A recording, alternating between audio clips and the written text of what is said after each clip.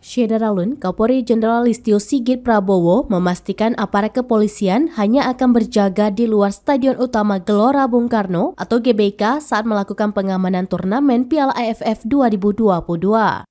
Sigit mengatakan pihaknya akan melakukan uji coba peraturan kepolisian atau Perpol nomor 10 tahun 2022 terkait pengamanan pertandingan sepak bola Indonesia saat Piala AFF 2022 yang dimulai pekan ini.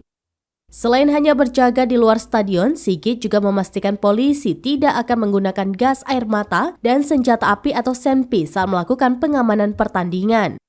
Ia menjelaskan anggota polisi yang akan dikerahkan selama babak grup Piala AFF 2022 antara 1.300 hingga 1.400 personel. Mereka semua akan berjaga di luar stadion dan titik-titik yang telah ditentukan.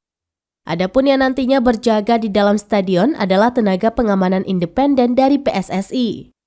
Polisi sendiri sudah mengizinkan pelaksanaan kompetisi Piala AFF 2022 di Stadion Utama Gelora Bung Karno pada 23 Desember 2022 mendatang disaksikan oleh penonton.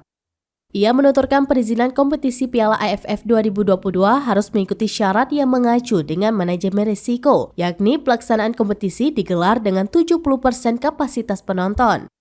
Timnas Indonesia akan menjalani pertandingan pertama Piala AFF 2022 dengan melawan Kamboja pada Jumat 23 Desember 2022. PSSI telah menjual tiket pertandingan dengan jumlah maksimal 30.000 untuk laga Indonesia versus Kamboja.